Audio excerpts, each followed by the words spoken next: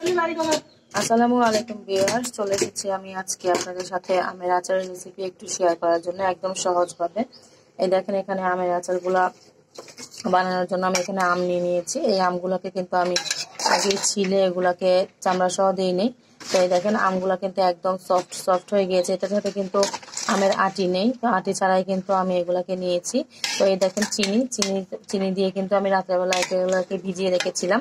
তো এটাতে পানি ছেড়েছে, এগুলা দিয়ে কিন্তু এখন আমি আচার বানাবো। তো আমি একদম সহজভাবে আপনাদের দেখাবো যে আসলে আমি কিভাবে আচারটা বানাবো। তো চলেন দেখে নেই।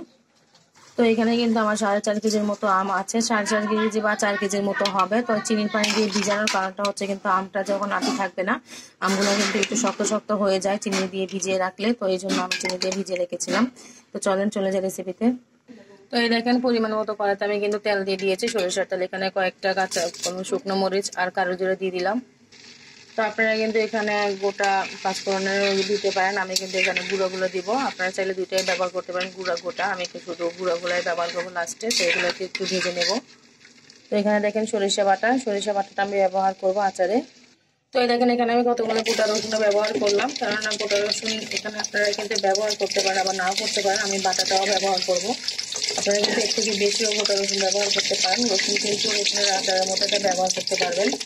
আমার আচার কিন্তু ভাত মশলা সব কিছু দিয়ে খাওয়া যায়, যেহেতু আমি টক মিষ্টি বানাবো। তো এগুলোকে একটু নাড়াচাড়া করে নিচ্ছি। বাটা মশলা ব্যবহার করবো এখানে। তো এখানে দেখেন, আমি একটুখানি 1 চামচ পরিমাণ আদা রসুন বাটা দিয়ে দিলাম। তো এখানে সব রকমের মশলা আছে, এখানে বাটা মশলা, এখানে জিরা, এলাচ, দারচিনি, এখানে সব রকমের মশলা বাটা আছে, এগুলো ব্যবহার করছি আমি। 1 চামচ থেকে একটু কম। আপনারা যেটা গোটা জিরাও দিতে পারেন। তো 1 চামচ পরিমাণ আমি এখানে গোটা ধনিয়া, যেটা ফাঁকি করা থাকে ঘরের ভিতরে, এটা ফাঁকি করে নিয়েছিলাম। এই দেখেন, এটা হচ্ছে 2 রকমের ধনিয়া, এখানে এটা ফাঁকি করে দিয়ে দিচ্ছি। তো এখন আমি আমগুলাকে ঢেলে দেব, চিনির পানি সহ ঢেলে দিলাম।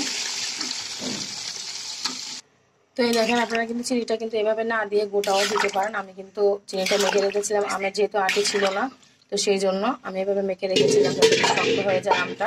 আপনারা চাইলে এখনো চিনিটা দিয়ে দিতে পারেন, এই পানিটা তাহলে থাকবে না। পানিটা যখন দিবেন তখন এটা গলতে গলতে পানিটা শুকিয়ে যাবে। তো আমি এভাবে দিয়েছি, আমার এভাবে বানাতেই ভালো লাগে। আমি অনেক রকমের বানাই, তো এভাবে আপনাদের সাথে একটু শেয়ার করছি।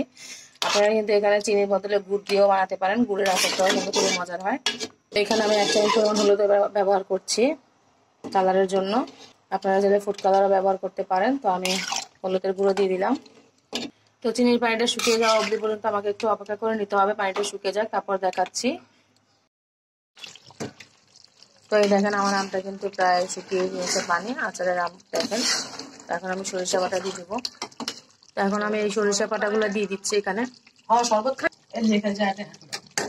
মরিচের গুঁড়ো দিয়ে দিলাম। সরিষা বাটাটা বেশি ভাজা ভাজা হয়ে গেলে আচারটা তেমন ভালো লাগবে না, সেই জন্য আমি লাস্টে দিলাম। মরিচের গুঁড়োটাও দিয়ে দিলাম। লবণ কিন্তু আমি এখনো ব্যবহার করিনি। দিয়ে দিচ্ছি বিট লবণ, এটা একটু স্বাদ বাড়াবে।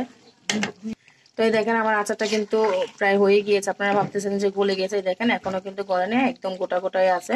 এটা কিন্তু সরিষা দেওয়ার কারণে এরকম হয়েছে। তো আমি কিন্তু একটু ঝোল ঝোল রেখেছি এই কারণে, যাতে এটা আমি ভাতের সাথে, খিচুড়ির সাথে, পোলাওর সাথে খাওয়া যায়। তো আমি কিন্তু বোম্বাই মরিচের আচারটাও দিয়েছিলাম, সেটাও কিন্তু ভাতের সাথে খাওয়া যায়। তো এটাও কিন্তু খুবই মজার একটা আচার। আপনারা ভাববেন যে এটা মজা হয়নি, আসলে কিন্তু খুবই মজার একটা আচার, আপনারা অবশ্যই ট্রাই করে দেখতে পারেন। তো আমি আপনাদের দেখিয়ে দিচ্ছি, বড় হয়ে যাক।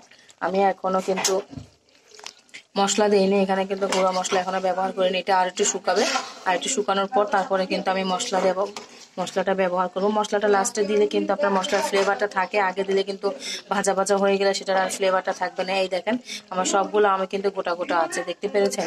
এইভাবে চিনি দিয়ে কিন্তু মেখে রাখলে আমগুলো কিন্তু যদি আটে না থাকে আপনার, এভাবে কিন্তু গোটা গোটা থাকবে।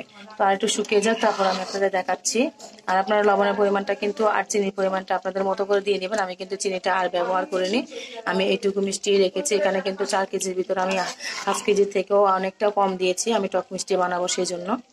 তো এই দেখেন, আমি এখন সাদা লবণ ব্যবহার করছি। বিট লবণ দেওয়ার পরে আমি কিন্তু এখানে পরিমাণ মতো দিচ্ছি, এটা কিন্তু চিকন লবণ, যেহেতু লবণটা কিন্তু বেশি হয়ে যাবে, তো সেই পরিমাণ দেখে দিবেন। তো এই দেখেন, আমার আচারটা কিন্তু প্রায় হয়েই গিয়েছে। এখানে কিন্তু পানিটা অনেকটাই শুকিয়ে গিয়েছে, এখানে কিন্তু আর তেমন পানি নেই। তো এই দেখেন, আমটা কিন্তু এখনো আস্তে আস্তে আছে, গোটা আছে, এখনো গলেনি। তো এখন আমি পাঁচফোড়নটা দিয়ে দিব। তো এই দেখেন, আমি কিন্তু ভরে ভরে 2 চামচ পাঁচফোড়ন দিয়ে দিব এখানে। তো পাঁচ ফোড়নটা লাস্টে দেওয়ার কারণটা হচ্ছে এটার ফ্লেভারটা থাকবে। আপনারা গুঁড়া যদি দেন তাহলে অবশ্যই লাস্টেই দিবেন, যে কোনো আচারে বানান আপনারা লাস্টে দেওয়ার চেষ্টা করবেন, কারণ লাস্টে দিলে কিন্তু এটা ফ্লেভারটা ভালো থাকে আর মশলা।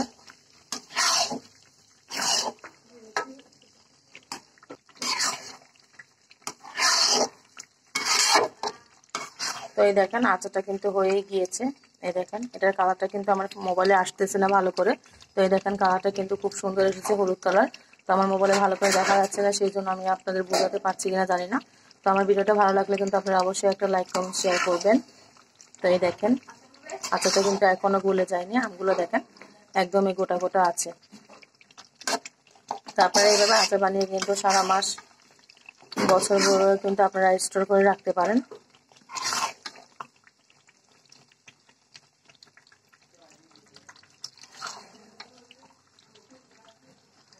তো আমার ভিডিওটা এতক্ষণ দেখার জন্য আপনাদের অসংখ্য অসংখ্য ধন্যবাদ। আসসালামু আলাইকুম।